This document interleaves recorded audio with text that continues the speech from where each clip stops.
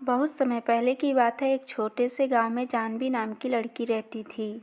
उसके पिताजी एक छोटे किसान हैं और माँ एक गृहिणी है जिनका स्वास्थ्य खराब रहता था। जानवी ही अपनी माँ की देखभाल और खेत में काम करती है। जानवी बहुत सुंदर और दयालु थी।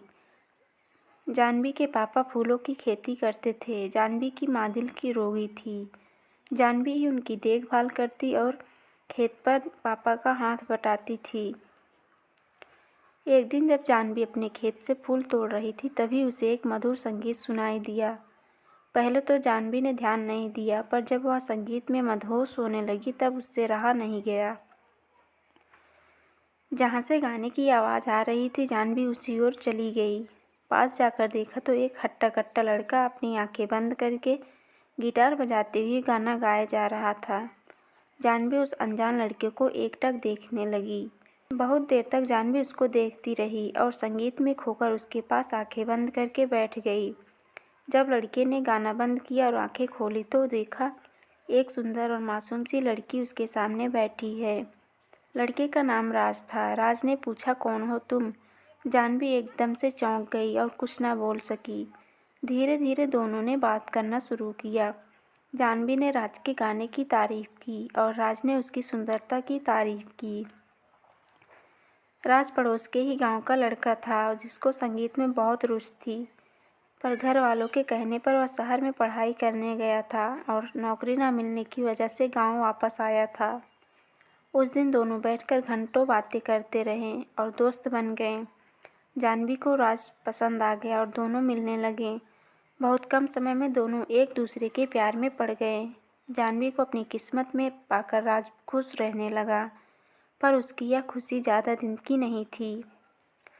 एक दिन जानवी के पिता ने दोनों को एक साथ पकड़ लिया और राज को दोबारा उनके गांव में आने से रोक दिया। जानवी ने अपने पिता को समझाने की कोशिश की, पर उसके पिता एक गाने वाले के सख्त खिलाफ थे। जब जानवी की माँ को यह पता चला तो उनकी तबीयत और ख़राब हो गई। इस बात से परेशान होकर जानवी ने राज से फ़ोन पर भी बात करना बंद कर दिया। राज ने मायूस होकर गांव को छोड़ दिया। देखते देखते समय गुजरता गया और जानवी की शादी की बात चलने लगी, पर जानवी अब तक राज को भूल नहीं पाई थी। उसको राज का वह वादा याद आता जो उससे करके गया था, चाहे कितना भी वक्त लग जाए, मैं एक दिन कामयाब होकर तुम्हें लेने ज़रूर आऊँगा। मैं मरते दम तक बस तुमसे ही प्यार करूँगा, तुम मेरा इंतज़ार ज़रूर करना। कभी कभी जानवी को लगता कि राज उसको भूल गया है और कभी कभी लगता वह जल्दी ही वापस आ जाएगा। न जाने कितनी बेचैनी और दर्द में जानवी जी रही थी। न वह किसी से कुछ कह सकती और न अपने प्यार को भूल सकती थी। एक दिन एक लंबी सी गाड़ी उसके घर के बाहर रुकी, जिसके पीछे गांव के बच्चे दौड़ रहे थे।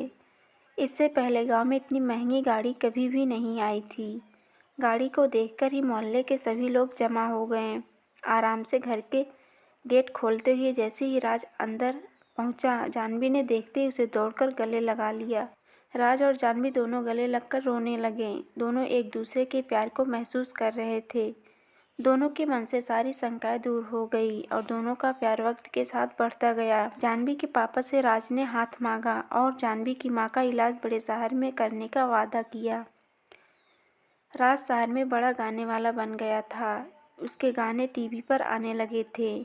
आज उसके पास वह सब कुछ था जिसको जानवी के पिता ने कभी देखा तक नहीं था। उसके पास शहर में कई बंगले और गाड़ी थी। जानवी के पिता इस बार राज को मना नहीं कर पाए और दोनों के प्यार को देखकर झुक गए और दोनों की शादी धूमधाम से करा दी। तो दोस्तों, उम्मीद करती हूँ आपको ये वीडियो ज़रूर पसंद आई होगी। वीडियो पसंद आए तो लाइक, शेयर और चैनल को सब्सक्राइब कर